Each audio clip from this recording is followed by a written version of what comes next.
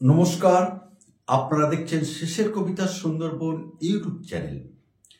আজকে আমরা আলোচনা করব কেবলমাত্র পঞ্চম সেমিস্টারের অনার্সের ছাত্রছাত্রীদের অনুরোধে।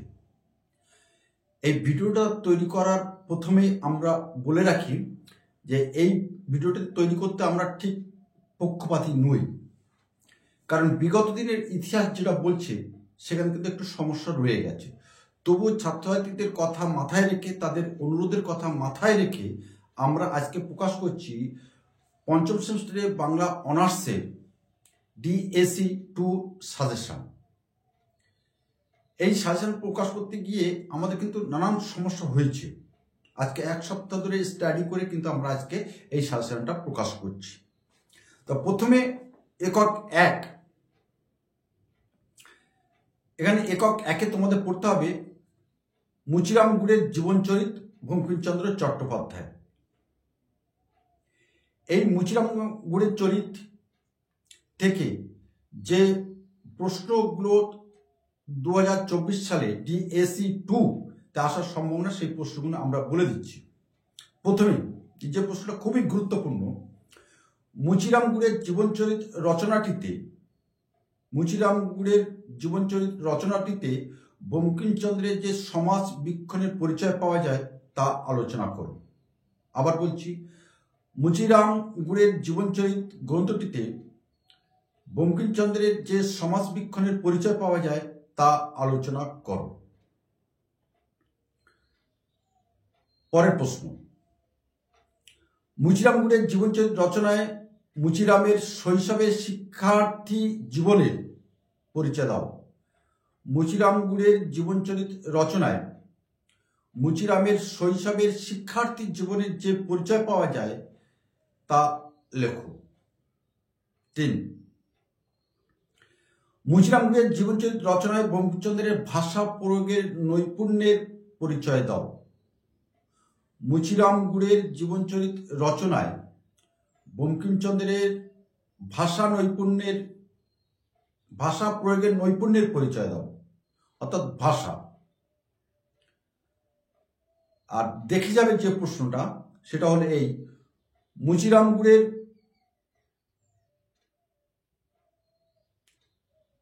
সাফল্য বিষয়ে বঙ্কিমচন্দ্রের মন্তব্য বিশ্লেষণ করো।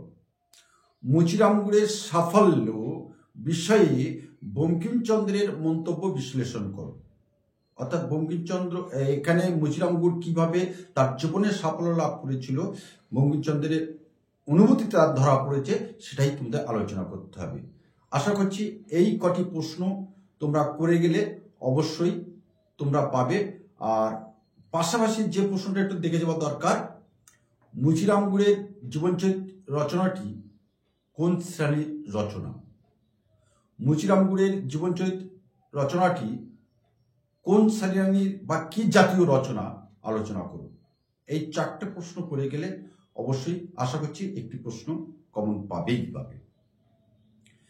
একক 2 আমাদের পড়তে হবে প্রাচ্য ও পাশ্চাত্য স্বামী বিবেকানন্দ। প্রাচ্য ও পাশ্চাত্য স্বামী বিবেকানন্দ তোমাদের পড়তে হবে। সেটি আলোচনা করার আগে আমরা বলে দিই, আমরা ইতিমধ্যেই নিউ ব্যারাকপুর নতুন স্টাডি সেন্টার শেষের কবিতা আমরা এস্টাবলিশ করেছি, শুরু হয়ে গেছে প্রায় 2 মাস। তোমাদের যদি বিশেষ কোনো সমস্যা হয় তাহলে আমাদের ওই স্টাডি সেন্টারে আসতে পারো।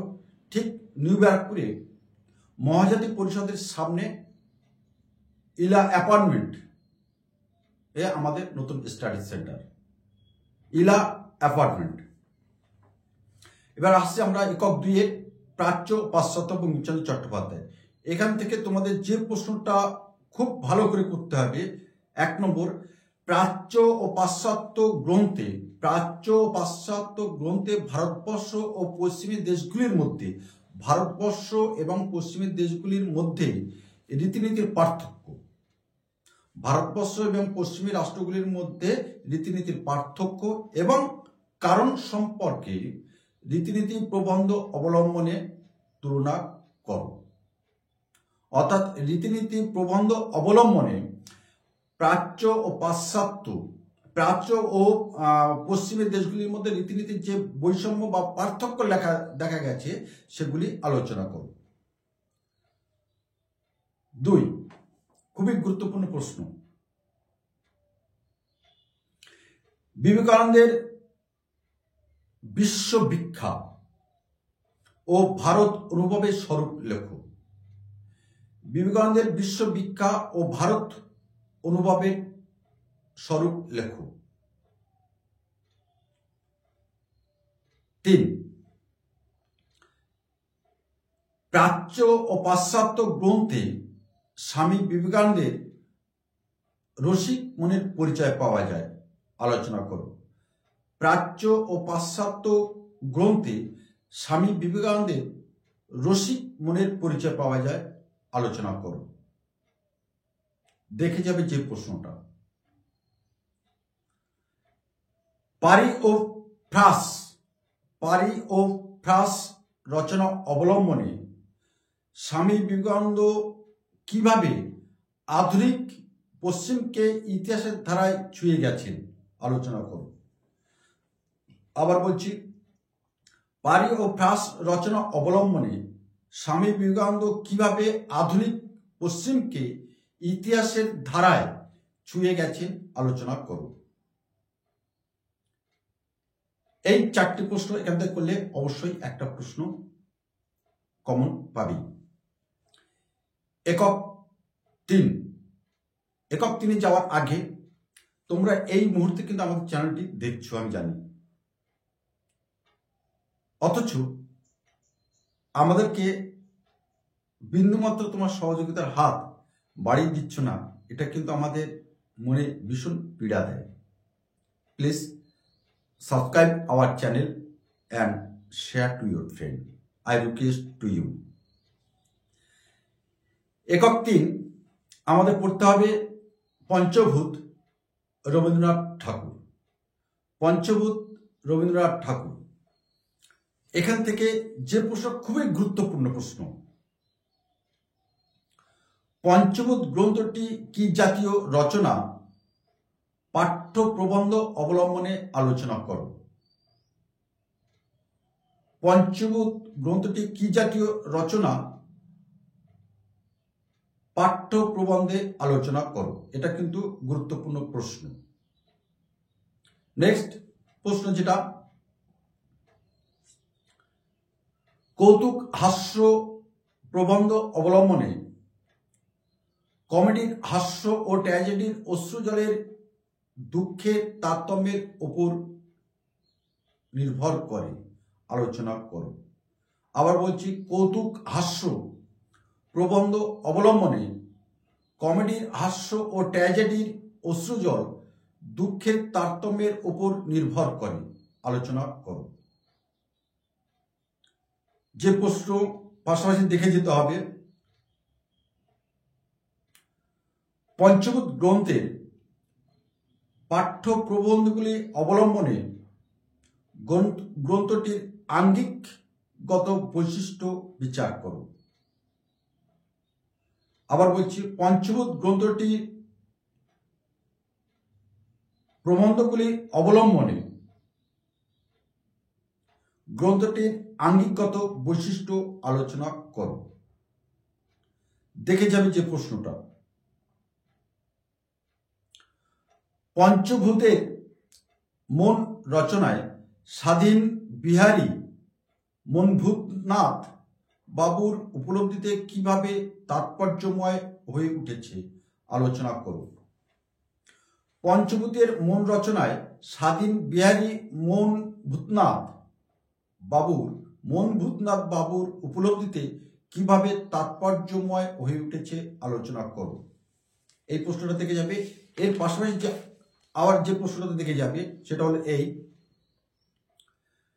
সৌন্দর্যের সম্বন্ধ প্রবন্ধ অনুসরণে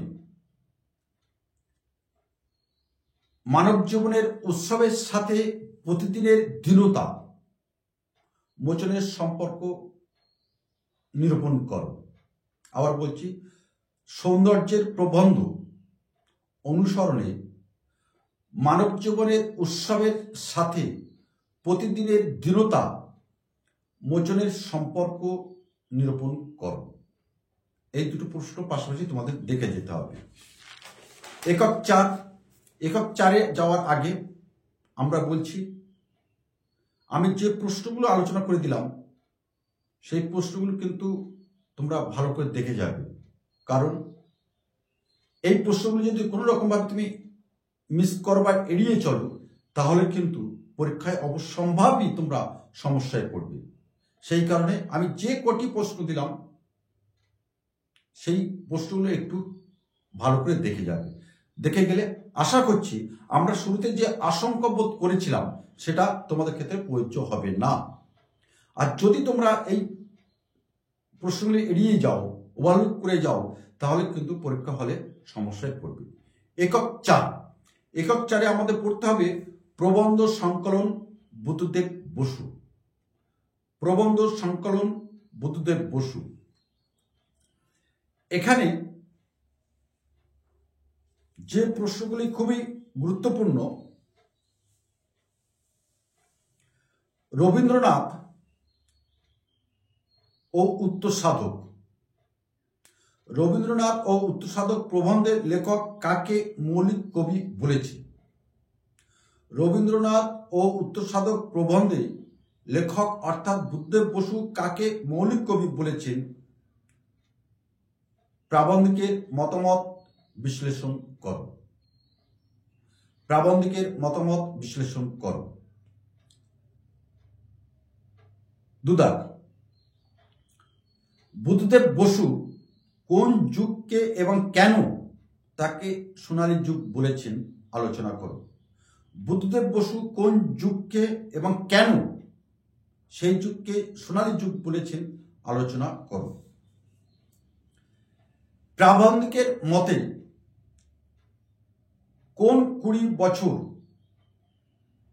কিভাবে বাংলা কবিতার উত্তরণ ঘটালো? আবার বলছি, প্রাবন্ধিকের মতে কোন 20 বছর কিভাবে বাংলা কবিতার উত্তরণ ঘটালো আলোচনা করো। লেখ উত্তর 30 প্রবন্ধে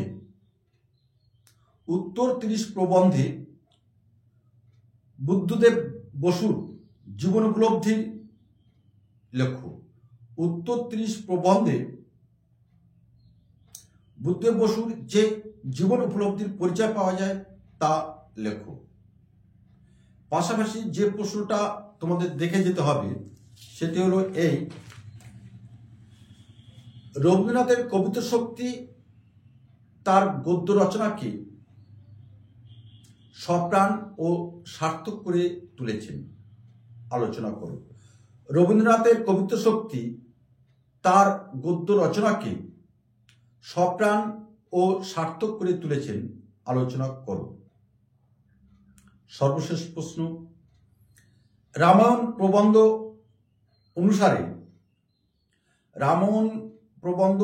অনুসারে রামচরিত মূল্যায়নে প্রাবন্ধিকের অভিমত ব্যাখ্যা করো। আবার বলছি, এই প্রশ্নগুলো দেখে যেতে হবে। রামায়ণ প্রবন্ধ অনুসারে রামচরিত মূল্যায়নে প্রাবন্ধিকের অভিমত ব্যাখ্যা করো। এটা ছিল আমাদের 2024 সালের DAC 2 এর সাজেশন। আমরা কিন্তু আবার বলছি, আমি যে প্রশ্নগুলো আলোচনা করলাম সেই প্রশ্নগুলো তোমরা কিন্তু পুঙ্খানুপুঙ্খভাবে দেখে যাবে, নইলে কিন্তু তোমরা সমস্যায় পড়বে। আর তোমরা যাতে সমস্যায় না পড়ো তার জন্য 1 সপ্তাহ ধরে কিন্তু স্টাডি করে আমরা এই প্রশ্নপত্রগুলো নির্বাচন করেছি। সুতরাং এই প্রশ্নগুলো আসার সম্ভাবনা আমূল। আশা করছি তোমরা জীবনে সাফল্য লাভ করবে। পরীক্ষা হলে অবশ্যই শিশুগুপ্তা সুন্দরবনের কথা তোমরা মাথায় রাখবে এবং তোমাদের শুভকামনা জানিয়ে আজ তাহলে এখানে রাখলাম। আবার অন্য কোনো একটা ভিডিওই তোমাদের সাথে আমার নেক্সট আবার দেখা হবে। নমস্কার।